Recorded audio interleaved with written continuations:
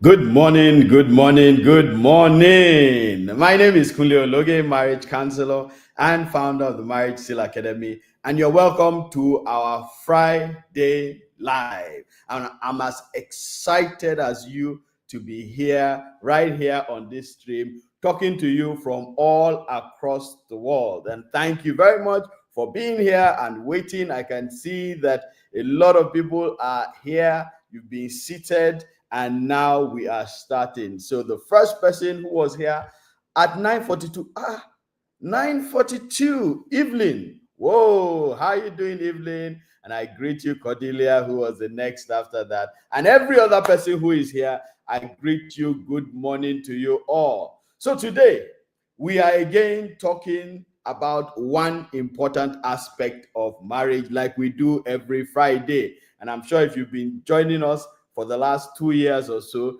you've been enjoying these Friday kicks that we give to you. And I'm sure you've been using them and they have been working. And so I want to say welcome again. Today we are talking about money, finance. We're talking about tackling financial burden as a couple, tackling financial burden as a couple. And I greet you all. I greet you. Hello, Marybeth. I greet you, Vera. I greet you, Gechuku. I greet you, Kemi. I greet you. I mean, I can go on and on and on. But the one thing you can do right now is to begin to invite people to come here and listen to what it is that you are also learning. So invite a minimum of 10 people here, share the link to them, and let them know that they need to come here and they need to listen and learn. They need to listen, watch, and learn. So once you've invited 10 people, or once you've sent the link to 10 people, just say, I've sent the link, okay? And then we just know that you are really here on board with us. So now, I'm sure many of you know that finance is like my second hobby kind of thing. Okay. So I'm a marriage counselor and I am a business mentor. And I spent 18 years of my life working in the financial sector of the economy. I was a banker for 18 years of my life. I've done business for the last 25 to 26 years. I run a lot of businesses and I know a lot about finance. So what I'm going to be teaching you today is not just theory. I'm going to be teaching you practical and how as a couple you can actually make the best use of your relationship together as husband and wife and do the very best when it comes to finance. And I hear you as usual, Pastor Ifine Victor. I have done more than that. He has shared to more than 10 people, and I greet you very, very much. Okay, so financial burden is a real thing in marriage. Unfortunately, a lot of people kind of run away from talking about financial burden. In marriage, there are three major issues. The first is communication. The second is finance. And the third is sex. If you have good mastery of these three issues in marriage, you will find out that all the other challenges in your marriage will just begin to disappear. Because first of all, you need to know how to speak to each other as a couple. When you can speak to each other very well as a couple, you will find ease in talking about anything, including finance and sex. But if you don't know how to speak to each other, then it will be difficult when it comes to finance. So something may be going wrong when it comes to finance in your home. You may know what to do, but you don't know how to pass the information. And that forms a challenge to you. It becomes a challenge to you. So finance without knowing how to communicate is a problem. And there are many financial burdens, that can bedevil a marriage. I mean, let's just take a look at some of them. First of all, one financial burden you can have is a lack of money. Yes, an actual lack of money.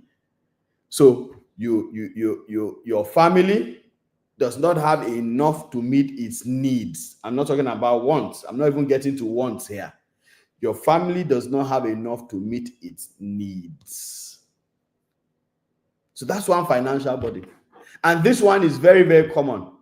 In fact, quite a number of people struggle every day to be able to meet the needs. Just to be able to say, this is what we need. We need to eat. We need shelter, food, clothing. These three. Some people even struggle with all three. So you're not able to get accommodation. You're always struggling with rent. You're not able to get good food. You just manage through every day. You're not able to get clothes on your back. Now, this is real. And if you don't know how to manage it, it will be a huge burden on your marriage. The next financial burden we can think of is mismanagement of funds. Mismanagement of funds. So this time, there is money. However, this money is not managed properly.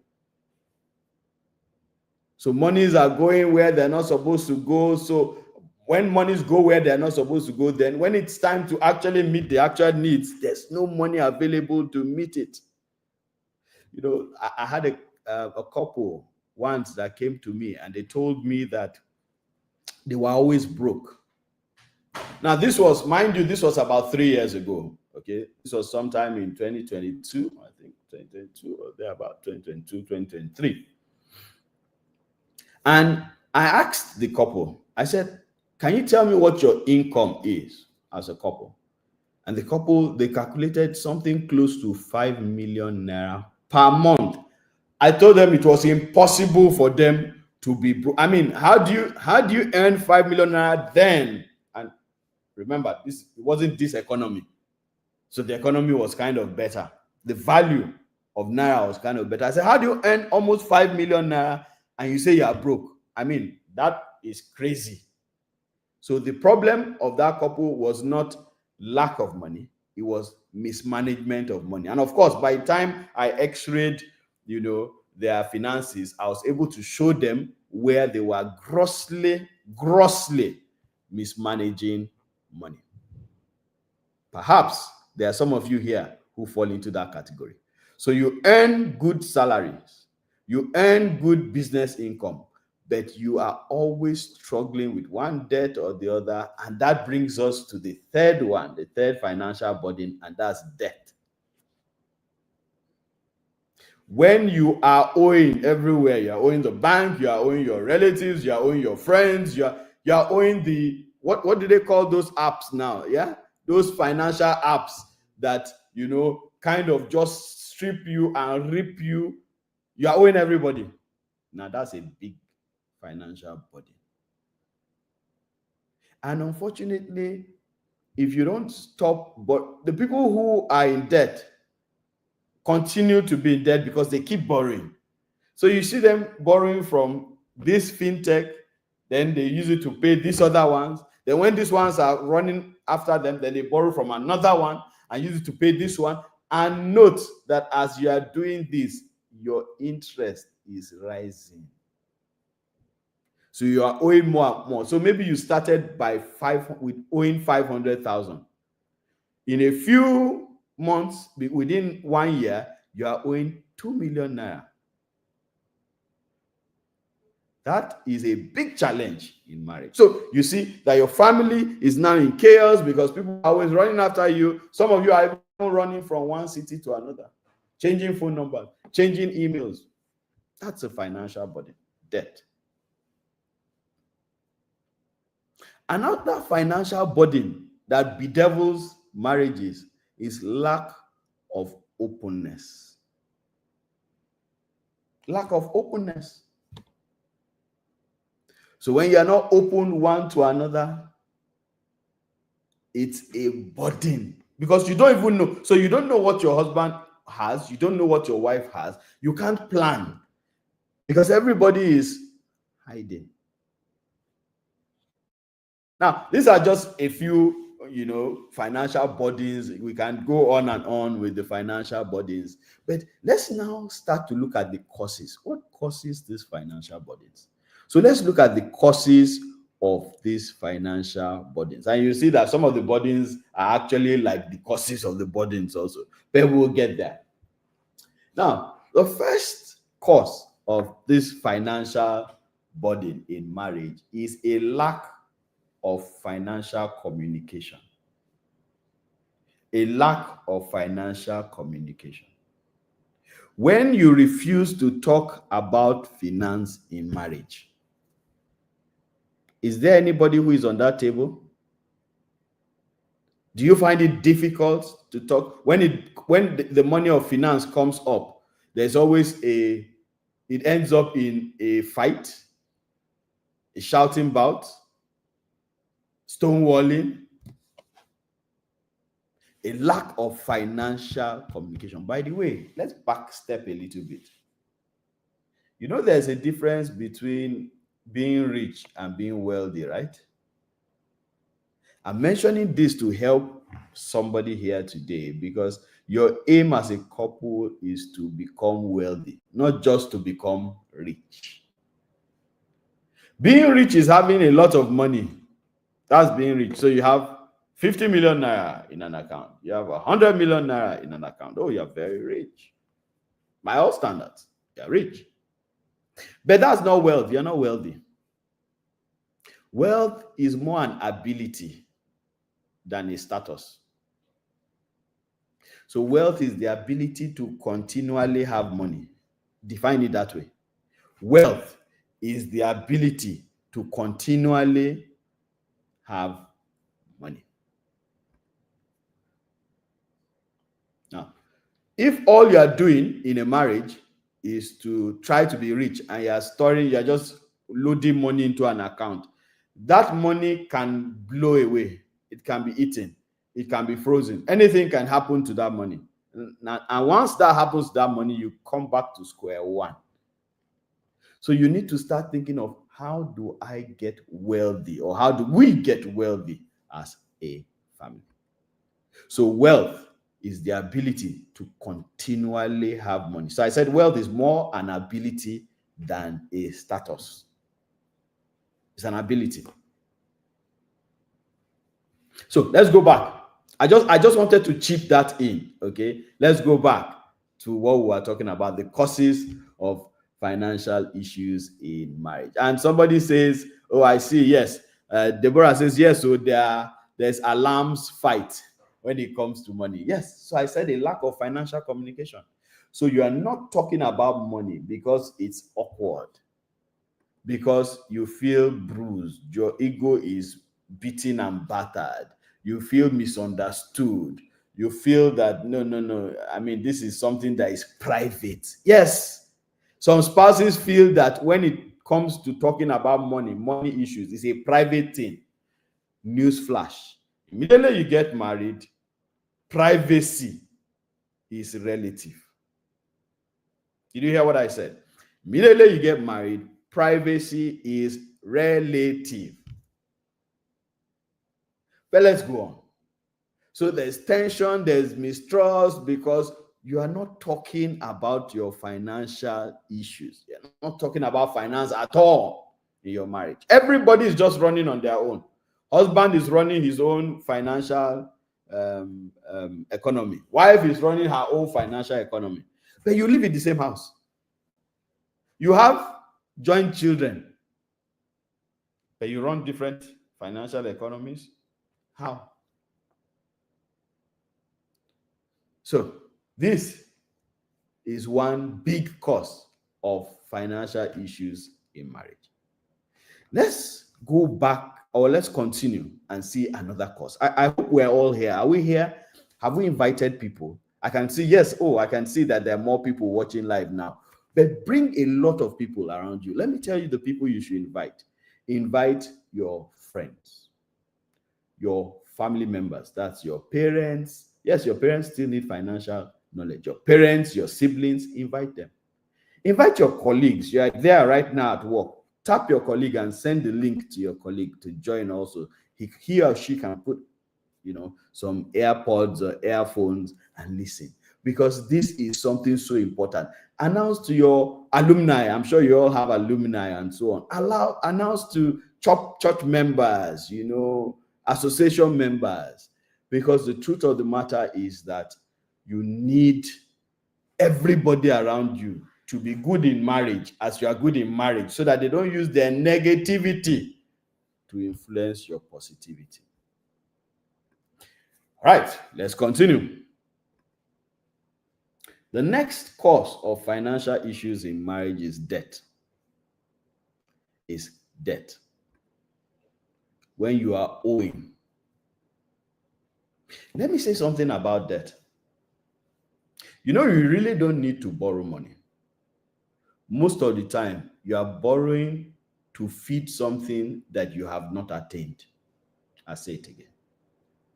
Most borrowing is as a result of you trying to meet a need. I can't even call it a need again. A want that you have not really reached.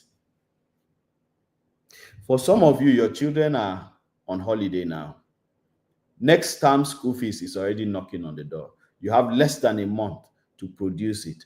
Right now, you are jumping up and down, pillar and post, to try to see how you can make it to pay the school fees. It means that your children are in a school you can't afford. Let us not try to paint something that is wrong, right? If your child is in a school that you cannot save for the 3 months that he's in school to pay the next term school fees, then it is obvious that your child is in a school that you cannot afford. Your child is in a school that you cannot afford. And you are just putting a burden on yourself because you want to meet up. You feel that your peers, their children are in this particular kind of school. So you want to be. Let me tell you something. My wife and I, we've always put our children in schools that we can afford. At no time in our life have we put our children in a school that we need to pray and fast for the school fees. Did you hear what I just said? I'm trying to help somebody here, and I want to release you from that burden. At no time, this school that you are sending your child to that is costing you so much is not so much better than the other school that is cheaper. Do you know that? The only difference maybe is the comfort level. The teachers may not even be better. So you send your child to this very bourgeois-like school, and the uniforms are splendid. They wear suits and ties and bowler hats, and there's air conditioning in the classrooms, there's air conditioning in the hostels. I mean, they wash their laundry, they do their laundry for them. The students don't do their laundry themselves. They do the cleaning. They even, when the students go out to class, they come and change their sheets and do all of that. And don't get me wrong, there's nothing wrong with these things. So they're nice, they're good. It's good to to have that kind of life. But can you afford it? Don't put yourself in a position that it is you that put. Let me put it this way. Don't put yourself in debt knowingly. Do not. I know this is going to strike hard on some people now that are listening to me, because I know some of you are already thinking of how to pay the next school fee.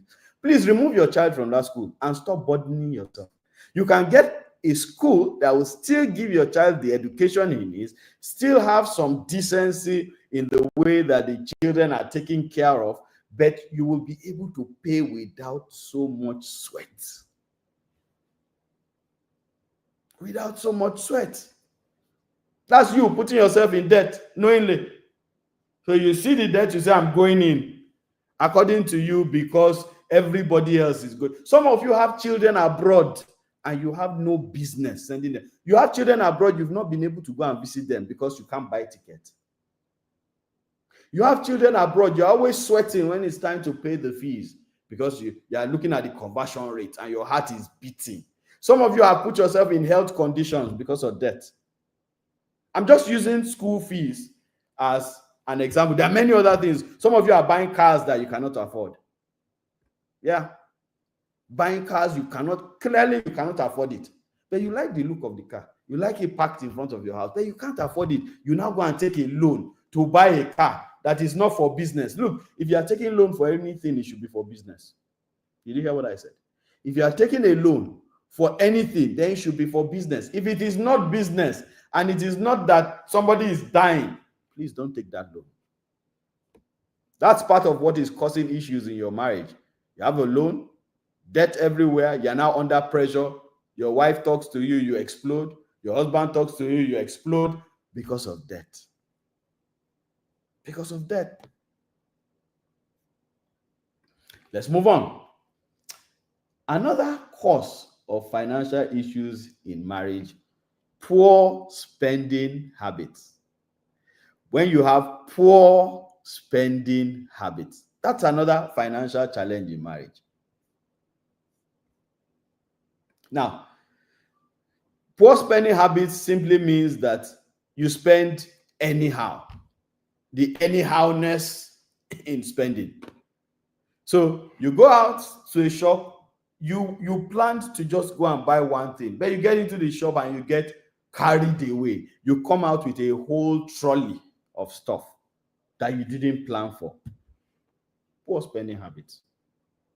You are out with friends, and then as they are spending, you have a need or an urge. It's not a need. You have an urge to spend along with them. Meanwhile, you are not on the same level. You're not on the same level. That's poor spending habits. Somebody says, what if some of these cheap schools do not have the values that align with your values, like usage of phones in class, not encouraging creativity, low moral discipline? There are schools that have all these values, that are cheaper than the school that is giving you debt. Remember, I have not said do not spend your school. I have not said do not send your children to schools that are classy, high class, British, American, Canadian school, all joined together. That's fine. You can send your children there, but make sure you can afford it. That's the point. If you cannot afford it, look for a lower school that will still give you. These things you have mentioned are in many schools. Values of using phone. My children's school, they don't use phone in their school. They encourage creativity. They have very high discipline. And I'm not paying as much as many people are. So again, it is you feeding your ego. The child did not. I had a case of somebody who finished a school, and the dad was always saying, oh, I sent you to this school, I paid so much school fees, and you're not now giving me money. So I asked him to ask the dad that the next time the dad says that, he should ask the dad, who chose the school? Because I asked the young man, I said, this school that your dad is always using to haunt you, who chose the school? He said, it's my dad. It was a university, a private university. He said, I was on my own. My dad said, you are going to this private university. So I said, okay. And now the man is hounding the boy and saying, I sacrificed all to send you to school. Sir, man, please don't sacrifice all. Sacrifice what is needed. Can somebody put that in the comment section? Do not sacrifice all. Sacrifice what is needed. Some of you are sacrificing all in the name of, I want to give the best. But the truth of the matter is that you are just trying to fuel your ego.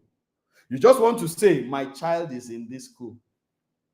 My child is in that school. That's the truth. The child didn't tell you to send him, especially secondary school where the child doesn't even have a say. The child never told you that this was the school he liked. You went to look for the school. On your own, you found the school fees. You saw it and said, I'm going to pay. Sacrifice what is needed. Thank you. Sacrifice what is needed. Someone says, later someone will blackmail a child after all I did for you. Yeah, what is that? Why? Sacrifice what is needed. Don't sacrifice all. Sacrifice what is needed. All right, so let's move on. The next one, number 4, cause of financial issues is job loss or inconsistent income. Job loss or inconsistent income. So yes, when there's the unfortunate event that one spouse or even both spouses in some cases lose their jobs, that will cause a lot of financial burden. And that can be hard. There's also the case of inconsistent income. So maybe the kind of income you get, you're a businessman, maybe a contractor, and you get income, maybe you get income in January, bulk.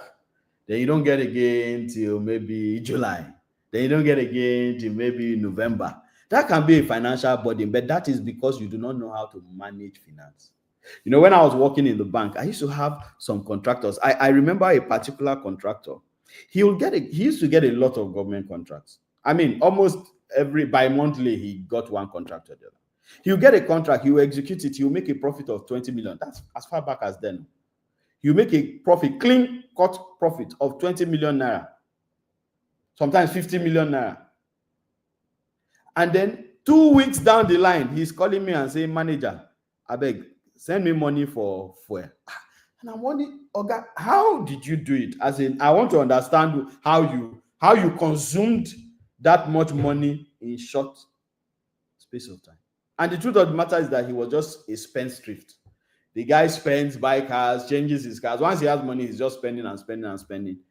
If you know your income is inconsistent, why don't you, when you get that bulk one, why don't you put it in an account and be utilizing it monthly? Have a standing order and say, okay, every month, give me this amount so that I use. The next month, I take this amount again. That's for inconsistent income. And then for this case of job loss, that is why you don't sit on a job and do nothing on the side. You don't do that. That is laziness. I'm telling you, and I'm challenging all of you who are there. That is laziness. If you are listening to me right now, I know it may sound hard, but I'm trying to push you. If you are doing a job and you do not have something on the side, maybe an investment, it mustn't be a business that you need to go to. It might be an investment or something on the side, then you are just being lazy. I worked in a bank for 18 years. I did business for those 18 years. It didn't affect my bank job. And I worked in a high tension, high traffic, high everything bank. But I was able to utilize my time well. You, what are you doing with your time? While I was a banker, I wrote at least 3 books. You, what have you done in that your employment? So, you can bring all the excuses in the world here. The truth of the matter is that you're just being lazy. Please manage your time properly. Use that time that you just used to sit down and convince yourself that you've worked so hard, so you want to play so hard. No, it's good to play. Don't get me wrong. Hey, I play too. My wife and I, we relax very well because we work very, very hard. But you can't relax all the time. You use all the weekends, you use it to relax. You do nothing. You just relax from Friday night till Sunday night. You are just relaxing. Sir, ma, you are wrong. All right, let's move on. The next one is unequal financial contribution. Unequal financial contribution. And I'm going to talk a little bit about this so that you don't misinterpret it. The truth of the matter is that if you really want to build what I call a family finance empire, so there's something I call a family finance empire. And if you are in the couples conclave of the Marriage Seal Academy, I'm sure you know this. We talk about it all the time. So a family finance empire is you creating wealth that is strong enough to last you, to last the lifetime of your children, to last the lifetime of their children, and then for generations unborn. Now that is a family finance empire. So if you really want to create a family finance empire, then you need to contribute all. We'll get to that. But this thing of, oh, okay, you contribute this, and then me, I'll contribute this small one, it never works out well. One person will always feel cheated. But again, we'll come to what you need to do. So let's first just tackle what the challenges are. So when the contributions are not equal, somebody is holding back. The other person is contributing everything. The other person is holding back. That's a challenge. Another financial burden or another cause of financial burden is raising children. raising children. Yes, it costs money to raise children. I've heard some people erroneously say things like it's God that provides for children. How can you be so irresponsible? And again, permit me to use those strong words. I'm trying to shake you. How can you be so irresponsible as to say that God will come down from heaven and do what you are supposed to do? What it means is that bring children into this world that you are able to take care of financially and emotionally also. Of course, today we're talking about finance, so let's stay with the finance. Bring the number of children into this world that you can take care of. Don't come and be bringing 7 children, 9 children, 6 children, and then you are now saying that it's God that will take care of them. That, again, I say, is irresponsibility on your part. So bring in children that you can raise. So raising children costs money, yes. You need to, from diapers, from when you give birth to them, from buying diapers to buying school uniform, to paying school fees, to buying clothes for them, food for them, catering for their basic needs. I'm even talking about when you are not trying to give them luxury. You just want to give them basic needs. Yes, it costs money. And we've already spoken about school fees earlier on. It costs money. So it can be a financial burden on you. That is one of the causes of financial burden. My brother, Mr. Moses, says 7 children care. I'm not a farmer. There are people who are still doing it now. And the annoying thing is that a lot of people who are doing this are people who really can't afford it. And in their mind, as they're having the children, they're thinking of one cousin, one uncle, one auntie, one brother somewhere that will help them raise their children financially. Come on now. Come on. How are you raising children? We are bringing children to this world with the hope that somebody else will help you raise the child. Why not just leave the child in heaven, for God's sake? Why? Adedamola says they will say whatever a child needs, he will bring it in his hand from heaven. And they seriously say this. Come on, guys. Come on, people. Don't do that. Don't do that. So, yes, raising children can bring financial burden. Let's move again. Medical expenses. Yes, medical expenses are real. When you are sick, it costs money to get well. So that can be a financial burden.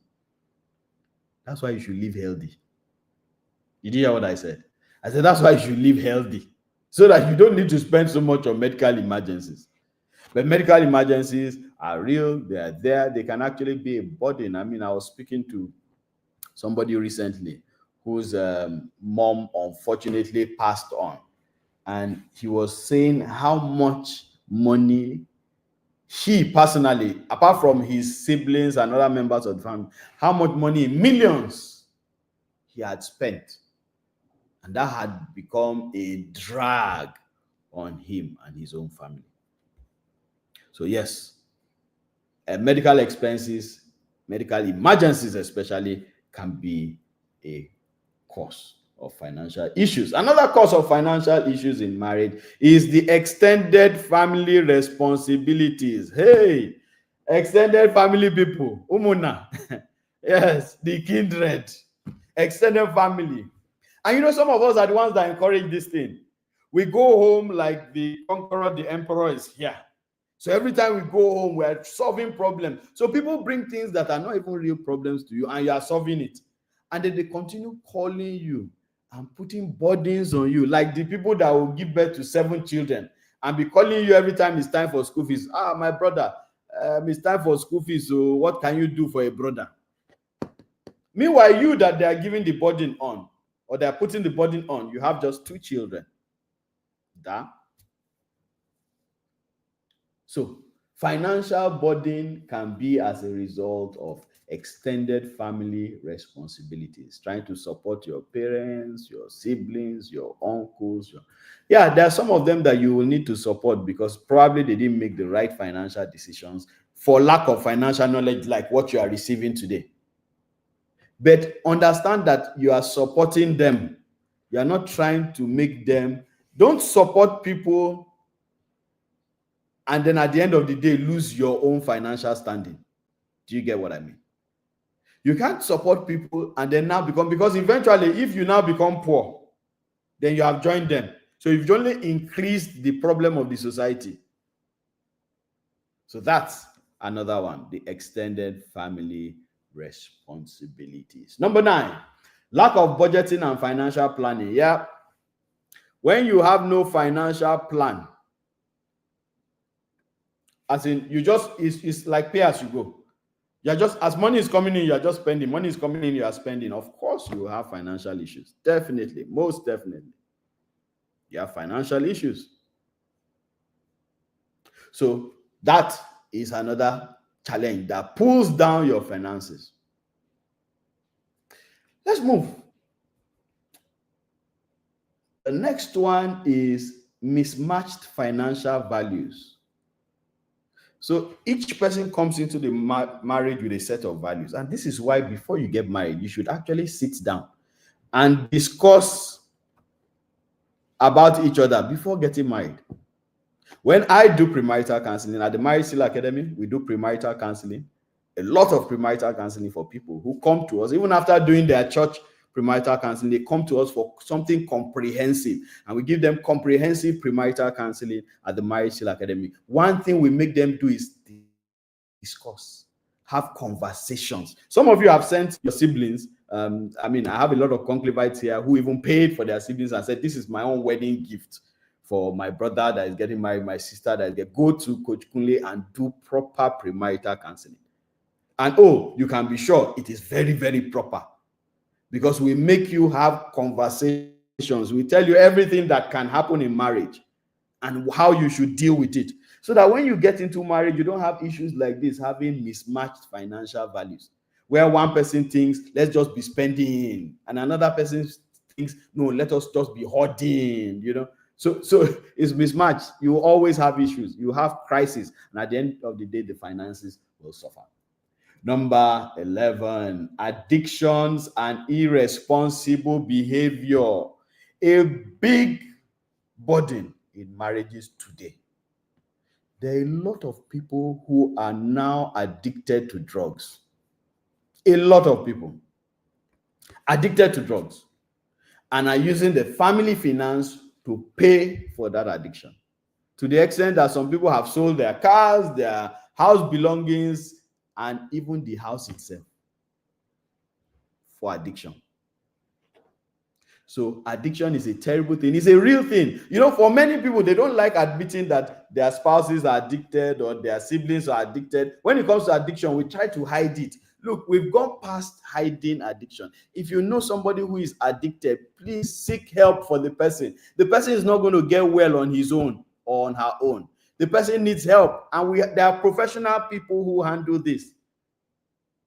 In fact, if any of you has a sibling, a husband, a wife that you feel is addicted to something, even don't say, it is just marijuana he smokes.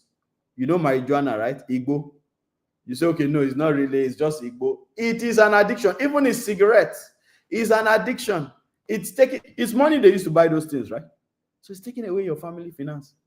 So why not seek help? If you need help for that, please send us a chat. There's a number that is scrolling. There are numbers that are scrolling on your screen. If you have somebody who you know who is addicted, send us a chat. We can direct you. We can refer you to an addiction specialist that will help to manage the addiction so that the person can get out of it. So addiction is a very, very big issue. Now, these are just some of the causes of financial issues in a marriage. Now we want to look at how you now tackle financial burdens when the financial burdens come. So how do you tackle it? What do you do? I've now told you the different causes. I've told you what the burdens are. We've discussed what the causes are. So how do you now tackle these financial burdens? Now we're going to take a little water break, and when we come back, don't go away. We're going to round up, in a few minutes, so don't go away. When we come back, we're coming back to actually deal with the tackling of those financial burdens. Stay tuned. My marriage bed is shaking. As a marriage counselor, I've often been asked that when it comes to sex in marriage, how often should it be? Now, this question comes every time I talk about sex in marriage. And what I tell them is that the way sex was created to be a bonding activity. It's that cement that helps to hold your marriage together. What that means is that the more regular it is, the better your bonding in that marriage. Now, I always advise couples that a minimum of 3 times a week is the healthy frequency for sex in marriage. You want to hear more about that and why we have said that? Then make sure you are joining us in the course Renewing the Marriage Bed, holding from the 25th to the 26th of April. 2 days talking about sexual intimacy in marriage, giving you the God's perspective of it and how you can make it fulfilling for you. My name is Kunle Ologe, marriage counselor, founder of the Marriage Seal Academy, and I will be facilitating that course. Why are you not in that course?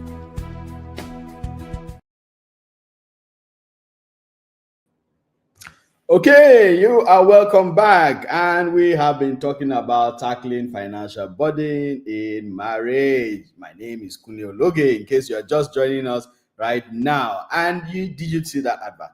Yes, that advert is for the course that we have coming up this month. So bi-monthly, we usually have a course running for the public to participate in at the Marriage Seal Academy. And this month is the month that we're doing the course Renewing the Marriage Bed. Renewing the Marriage Bed is a course that talks about sexual intimacy in marriage. Yes, sexual intimacy in marriage, another thing that we dodge talking about in marriage. But this is something that gives serious issues, and we can't brush it aside.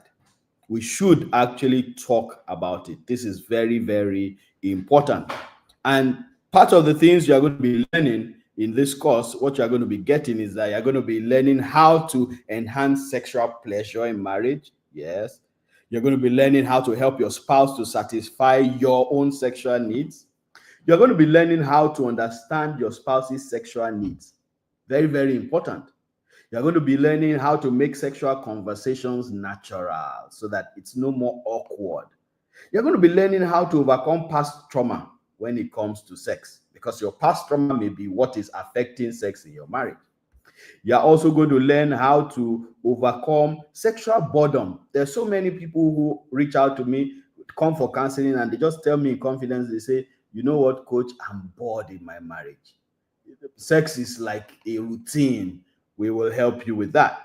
You're going to learn how to prevent infidelity in your marriage. Very, very important. You're going to learn how to break the sexual myths. There are so many sexual myths, things you heard about sex that probably are not true. We'll help you to break that. You will learn how to get the attention of your spouse. For some of you, you've said, I don't know, my spouse doesn't look at me again. He's not interested. She is not interested. Okay, my wife is in fact, when it comes to the bedroom, my wife is not. We will teach you how to catch their attention, and then we'll also teach you how to deal with or how to handle mismatched libido, and many other things. It's a 2-day course from the 25th to the 26th of this month, April. So for 2 days, 8 p.m. Nigerian time every day, we'll be meeting, and it's online, so you can join from all over the world. And even if your time zone does not permit you to be awake at that time, as long as you register for the course, you will be able to get the replay of the course so that you watch it over and over again. The registration details are there on your screen. Have you registered for this course? If you have registered for this course already, please put it there in the comment section that I have registered for the course. And if you've not yet registered, put it there in the comment section that I have not yet registered. And immediately you do that, please reach out to the numbers that you can see on your screen for more details of registration. So let's go on with our class. So how do you tackle financial burden in a marriage? How do you tackle financial burden in a marriage? Number one, have an honest conversation about money. Have an honest conversation about money. It's so important that the conversations you have include that of money. Stop hiding away from it. Talk about it. That person is your wife. That person is your husband. Talk about money. Be open. Be completely open. You see, I usually tell couples that if you don't hide the most valuable physical asset, and listen to this, please listen to this, everybody, if you can hear me right now, the most valuable physical attribute or physical asset of a person is his body. That's the most valuable physical asset. Every other thing can be replaced, your body cannot, and it's an asset. Now, think of it. Every night or every other night, you release that body to your spouse on bed. And I mean, that's what we're going to be talking about in 2 weeks or so, yeah? Right? Sexual intimacy. So every night, you release that body freely. But you're now holding on to something that you can get back, your money. Does that make sense? If you are ready to release your body to a person, you should be ready to release your money. Did you hear what I just said? If you are ready to release your body to a person, be ready to release your money. So be open about it. My wife and I, for the last 16 years, and oh yes, our anniversary was just about 2 weeks ago. For the last, or a week ago, for the last 16 years, we have been completely open to each other. There's nothing I owned before I got married that my wife did not know. Now, in marriage, everything, I mean, of course, she knows everything. Same thing, nothing that she owned before marriage that I didn't know. And right now, complete. And that gives us freedom. And I can see so many of you who are saying, I have registered for the course renewing the marriage bed. Oh, great. I have registered. Oh, wow. I have just registered. Oh, great. Oh, I have registered. Oh, someone says, I have not registered. So go ahead and register now. Just reach out to the number on the screen. Okay, just put renewing course, or if you don't remember the name of the course, just put sexual intimacy course. Okay, and they'll reach out to you. Reach out to them on WhatsApp on that number, and then they'll give you all the details that you need. So back to what we're saying. Please stop hiding your body. I mean, stop hiding your money if you are releasing your body. It doesn't make sense. Doesn't. Be free. Okay? Because it is you and that person. You know, think of it. If you're in an organization and you are part of the management of that organization, and then one of you is not telling the others how much money is coming in, how much money is being spent, you know that it's going to be difficult for those group of people to work as a team, because you need the knowledge to be able to even plan. One of the reasons that both of you are not able to move forward and create wealth in your marriage is because you lack that openness, honest conversations about finance. Let's move to the next. Create a joint budget. That's number 2. Create a joint budget. And oh, I'm so excited. I can see so many of you have actually invited people. We have so many people watching right now. Keep inviting. We have some minutes to go. So keep inviting everybody. So create a budget, a joint budget. Let me explain what a joint budget is. You see, as husband and wife, there's no point having different budgets. Bring all the things that you want to spend money on. Bring it to the table and draw one budget on it so that it's open. That helps with accountability. So if I see something, for instance, that my wife puts in the budget and I see that, this is not really an urgent need, I can tell her, can we remove this first and face the other ones that are more urgent? If she sees that there's something that I put that is frivolous, you can say, okay, can we do this next month and do this? That is why a joint budget is important. My wife and I have operated a joint budget for the last 16 years. And you're wondering why we're wealthy. Of course we'll be wealthy. We've worked together. So you must create a joint budget. Again, I can't teach you everything here on finance, but along the year, we always have this course, and I want you to look out for it. How to make $1 million for your family. Oh, we even have the replay, and you can get that online. How to make $1 million for your family. It's a course on finance. It's a comprehensive course on finance. It will teach you how to make money, how to manage money, and how to multiply money. So look out for that course. And if you want more details on that course, reach out again to the number. Any detail you need on any aspect of marriage, communication, finance, sex, any aspect of marriage, reach out to the numbers that are on your screen, and then they will give you comprehensive feedback on what you need. So ensure that you have a joint budget. It will help to avoid wastage. There's a lot of wastage that is going on. It will help you to avoid wastage. Number 3, set financial goals together. So work together, sit down and set financial goals and say, this is what we need to do. This is what we need to achieve this year, this month. Set financial goals together. Stop setting your financial goals. Your spouse will set his own or her own financial goals. Then at the end of the day, you have so many financial goals, there will be no focus. That's what my wife and I do. We set a financial goal and say, okay, this is what we want to do now. And then we focus and we work on it and we achieve it. Then we set another one. Okay, now that we're done with this, let's move to this. And you see us just achieving things and climbing and climbing and climbing. Oh my God, it is fun to create wealth together with your spouse. You know, the Bible says that if two of you, it was Jesus that was saying this, if two of you shall agree upon a thing here on earth, my Father in heaven will make it happen. What he was trying to say there was that he was trying to tell you the power of two. The power of two. As a husband and wife, you have some kind of unlimited power when it comes to a lot of things, including finance. And so if you work together, you are not going to double what you would have done alone. If you work together, it will be in geometric progressions. I put S at the end. That's why the Bible at the point says 1 shall chase 1,000, 2 shall put 10,000 to flight. It didn't say 1,000. It says 2 shall put 10,000 to flight. That's the power of 2. And you are not using it because you are not working together. The next thing you need to do is that you need to build an emergency fund. Yes, build an emergency fund. This is very important. Don't eat everything that you earn. Someone should put it there in the comment section. Do not eat everything you earn.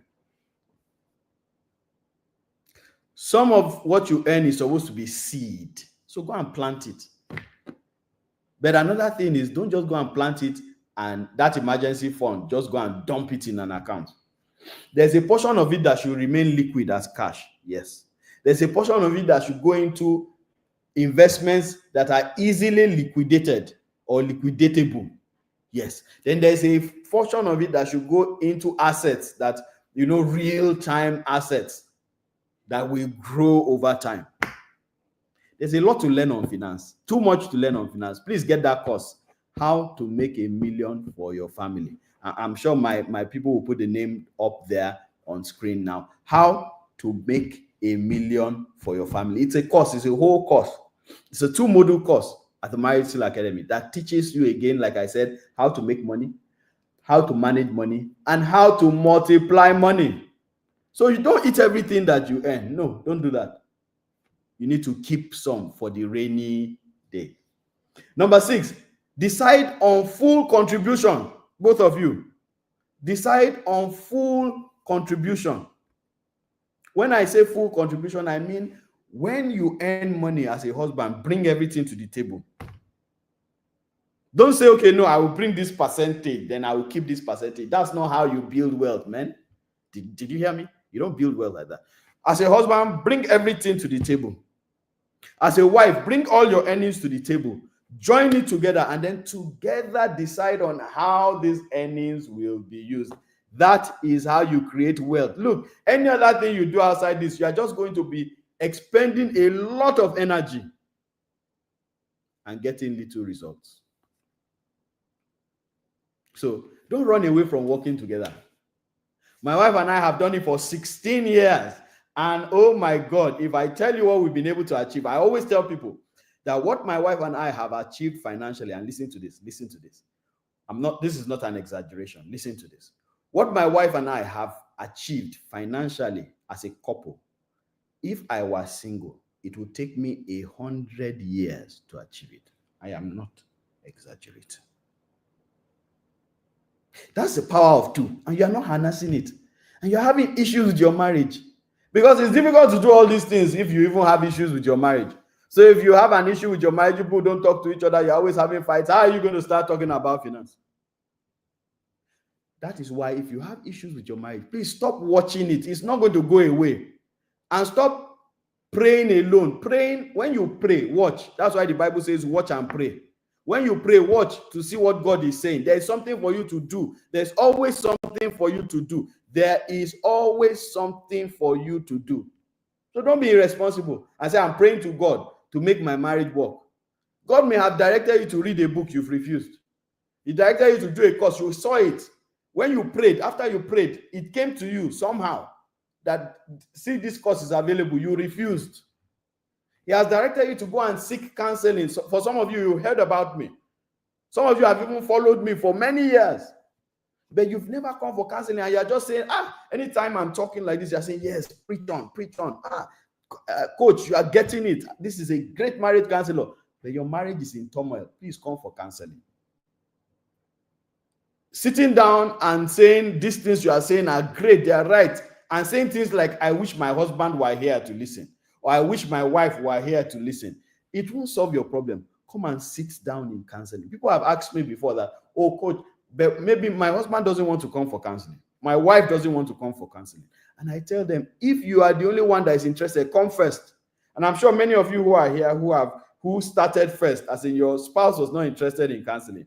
But I told you to come first. And you came, you sat down, we had a conversation. And I taught you what to do, steps to take to make your spouse interested. And you did it. And your spouse got interested. And your spouse came for counseling. And now your marriage is working. Do I have a weakness in the house? Do I have somebody who has come for counseling and now your marriage is working? Just put it there in the comment section and just put it and say, I came for counseling with Coach Kunle, and now my marriage is working. Put it there for people to see, so that you know that you don't sit down and watch a bad marriage. Bad marriages don't get better with time. They get better with conversations. Did somebody catch that? Bad marriages don't get better with time. They get better with conversations. So if you think you're going to be waiting and praying that one day Angel Gabriel will come from heaven and touch your husband and touch your wife and all will now be well, it might not happen like that. Don't get me, I'm not ruling out miracle. But you see, the line for miracle is long. So come and sit down. Let's have a conversation, an honest conversation, so that we see what exactly is happening in your marriage, and then we can chart a way forward. And I see Cordelia there, saying that you came for counseling, you're a witness. Yes. You came first, and then now your husband now joined. Beautiful. Here's Joy saying, I came first, and husband joined. Beautiful. I love that. So thank you, Fatima. Bad marriages don't get better with time. They get better with conversations. You need to have the conversations, and you may not know how to have the conversations. That's why the first conversation you should have is sit down with a counselor and have a conversation. And please I know a lot of things have been said about counselors, and probably you've become afraid and wary. Yes, there are some people who are not supposed to be counselors. They have no training at all. They just had some passion. And so when you go into counseling with them, they can actually mess up your marriage. That's why you need to look for a professional. And here is one talking to you. I'm a professional counselor. I've been counseling for 13 years. This year alone, just from January to the end of March, I've counseled over 76 couples. I counsel every day from Mondays to Fridays. From 1 p.m. every day, I'm counseling till evening. I'm counseling couples from all over the world. So distance is not a barrier. In fact, 75 to 80% of my counseling is online, because I counsel couples, all races, from all over the world. So why do yourself a disservice and not come for counseling? Please come for counseling. Reach out to the numbers that you can see on your screen. There's no amount that is too much to pay to sort out your marriage, right? Because if you don't pay now, you're going to pay later. And that later is going to be, maybe, God forbid, maybe paying for divorce, when you could have just sat down with a counselor and sorted out the issues. All right, so let's go and finish this. So another thing you need to do to tackle financial burden is to get financial education together. And I've already told you there's a course for that. So ensure you get financial education. Number 8, avoid comparison and pressure. Avoid having comparisons and pressure. Please, don't compete with other people. It will put you under undue pressure. You saw somebody, you got married, yes, the same time, but come on, you have a different journey. So don't put yourself under unnecessary pressure, please. Somebody says, please, number to contact for counseling. The numbers that are scrolling on your screen, Ade Damola, any of the numbers, reach out to them for booking for counseling. Okay, so reach out to that. And finally, work as a team, not opponents. Work as a team, not opponents. Again, there's so much that I wish that I could tell you, but our time is limited. On Fridays like this, we only take just 1 hour of your time, and that 1 hour is already gone. And I'm sorry for taking a few minutes off, okay? But please make sure that you do take some of these things that I have said and begin to practice them, okay? Take some of these things I have said and begin to practice them. Very, very important. And if you have a challenge, even with finance in marriage, in fact, if you have a challenge with anything in marriage, please reach out for counseling. Sit down, we're here for you, and we will guide you. And I promise you, after the session, you will see greater light. My name is Kunle Ologe, marriage counselor, founder of the Marriage Seal Academy. And I want to just remind you as we are going to register for the course. Yes, renewing the marriage bed. That course is taking place between the 25th and the 26th of this month. It will blow your mind. Secondly, we have 2 books that are coming out next month, the month of May. And there's going to be a flash sale, okay? Where you're going to get the 2 books at 25% discount. Did you hear what I said? 25% discount instead of the original price. So those 2 books are titled Marriage Stories, and that's a compendium of different interesting, entertaining, but educative stories on marriage. So you will have fun, okay? You'll be reading stories, you'll be laughing, but you'll be learning. And then the second one is What Your Spouse Is Not Telling You. And this book is a comprehensive book on communication. So I've written a lot on communication over the years, but this is my comprehensive packaging of everything on communication, how to ensure your communication is good, because once your communication is good in marriage, everything else can fall into place. So you want to get that flash sale, please reach out also to the same numbers. Just put flash sale, okay, in the numbers. Put flash sale in the numbers, and you will get everything, all the details that you need. Thank you very much, everybody, for being here. God bless you. See you again next Friday for another Friday Live, where we'll be talking about marriage. And I can see so many people joined us today. Thank you very much, every one of you that has joined us. I leave you with this beautiful video as I go. Please enjoy. Hello, family. We're Pastor Jeremiah and Mrs. Emily Serangonomo. Last year, we found ourselves in a place where we were functional and we needed a little more, I guess, spice in our marriage. And then we came across this course through TIP. And so when the course was recommended, it piqued my interest because we were looking for new ways to enhance our marriage. And so this was the perfect course or the perfect solution to our current situation then. One of the things that I truly appreciate about renewing the marriage bed is that you will learn practical strategies that you can almost immediately implement. I, for one, was able to articulate some of the hindrances or some of the things that were a barrier and a challenge for me, and that improved our relationship. It deepened our connection and our intimacy as well. Sex is a private thing, yes. However, a lot of people are not taught in premarital counseling how to handle it in marriage. And if you don't handle it well, it can be very, very frustrating. So I invite you to come for the course, Renewing the Marriage Bed, that is holding from the 25th to the 26th of April 2025, where I will be teaching you about sex in marriage and all its benefits and how you can also make it great in your marriage. My name is Kunle Ologe, marriage counselor and founder of the Marriage Seal Academy.